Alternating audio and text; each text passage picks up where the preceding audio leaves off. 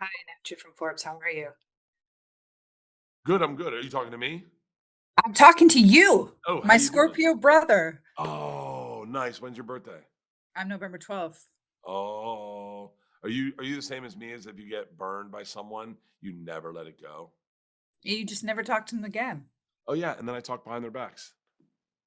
We're dangerous people. Don't mess with us. You know what? I can hold a grudge. I love that. I love that. My wife broke me down when we first started dating just based off my astrological chart. Yeah, yeah, that's hilarious. So, Freebird, what inspired you to make this series, which I guess is basically based on the Beverly Hills school system? Yeah, well, I got to be honest with you. When I never wanted to act. I always wanted to do a sitcom, but I thought maybe multicam was the easiest transition from stand up into that because it was a live studio audience.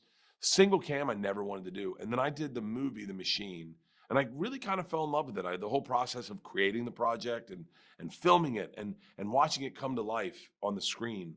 I really got into it. And so movies take too long, and when I kind of went asked Netflix if they just listen, and I went in just on a general meeting, and I told them I really want to do a sitcom. I want to do a sitcom about my family, but I don't want to change it. I want it to be me. I want it to be all the stuff we've gone through, all the stuff I talk about in specials. I want to fictionalize it so it's not directly pulled from the specials. This was the weird part. I said I want it to be like Black Doves. I don't want it to be episodic. I want it to be a series where it's a series arc where it ends at the last episode, which I don't think they were doing at the time in comedy. And and they bit. And then next thing you know, we're in Atlanta, we're making a TV show, and we made exactly what I wanted. That's great. I love how you casted Arden Myron. Can we just stop and, gush over how great she is? She booked the role within 30 seconds of walking in the room. She walked in the room and I saw Leanne light up. And Leanne has always been very, very hands-on with who plays her. And she was the very first person that walked in the room. And Leanne said when she left, everyone's gonna have to beat her to get that role.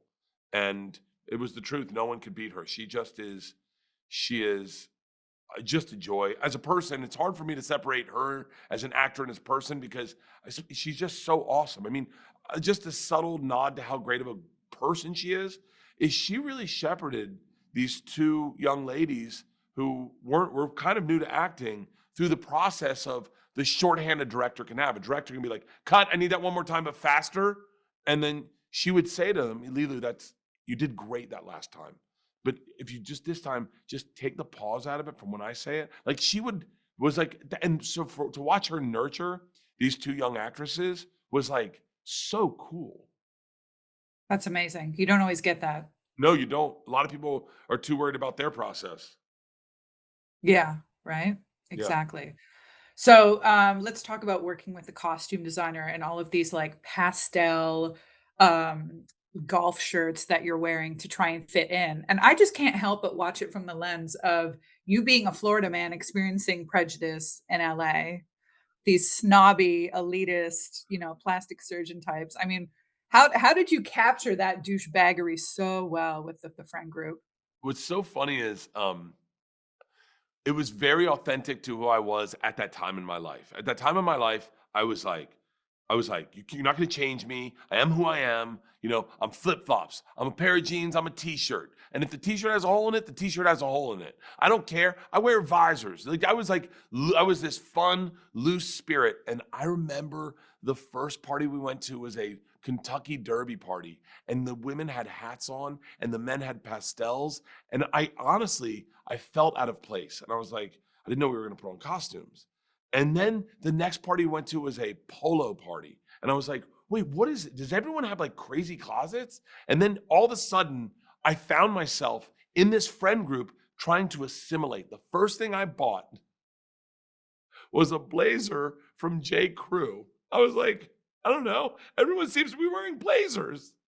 I remember I got a scarf, and Leanne's like, "What are we doing here?" But it is this weird thing of like you want to fit in, you don't want to be the outsider, you don't want to look like you're trying hard to not fit in, and But man, our costume crew did such a good job of making me look like them.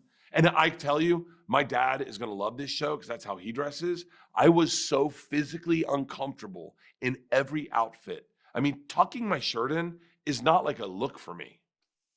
Yeah. What are you wearing right now? Uh, this stylist got it. It's a Ted Baker jacket. It's a Nice. costume. It's a costume. I've been in costumes all weekend.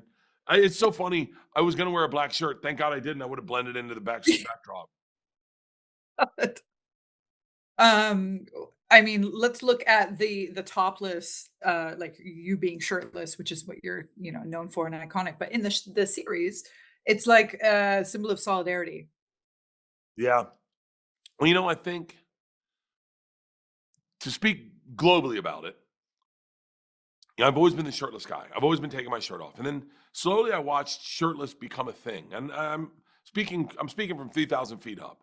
But like I remember the first person I saw shirtless was Ryan Fitzpatrick on Thursday Night Football. He ripped his shirt off. I happened to be at a Thursday Night Football game, and and they came back and they're like, "Hey, can you come out on screen with Ryan and take your shirt off?" And I was like, "Yeah."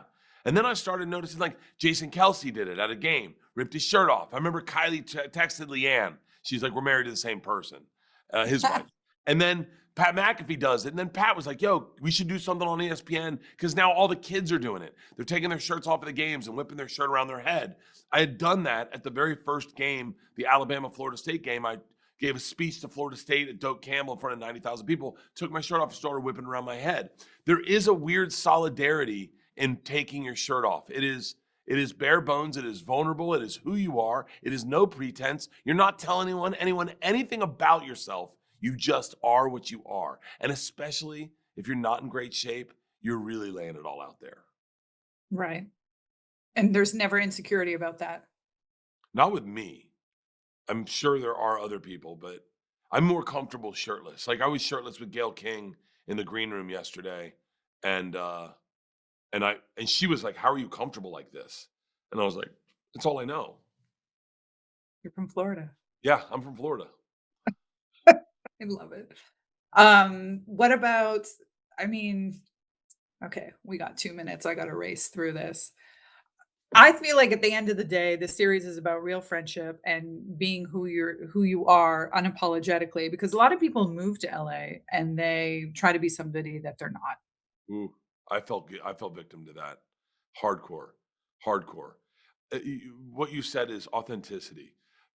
Having the ability to be who you are unapologetically is like that's the biggest lesson you want to teach anyone because if you're listen, I have two little girls and I watch them try on personalities throughout their childhood.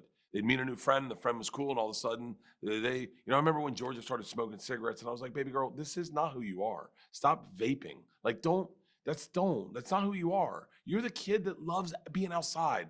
And and then you watch them grow out of those personalities, and it happens to us adults, and it happened to me a lot. I mean, I remember moving to New York and getting a jacket that all the comedians had because it was that big. It was a long time ago, but it was the big leather coat that went to your thighs, had the big pockets with the big collar, and I was like, "That's what they're wearing. I'll wear one of those." But it was never who I was. I'm not a leather coat guy. I look at that leather coat now, and I remember the poor kid that put it on, like the kid that was like, I just want to fit in, you know."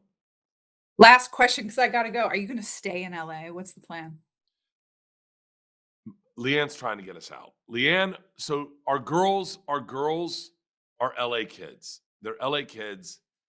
We'll always have a house there. But Leanne is dying to go to Nashville. She wants to be in Nashville so bad. After living in Atlanta for a month, she was like, I could live in Atlanta again. I could live in the Fourth Ward over by Martin Luther King's church. I could walk on the Beltway every morning. I love the people in Atlanta. I was like, you used to say the exact opposite. I'm trying to get her to move to Miami.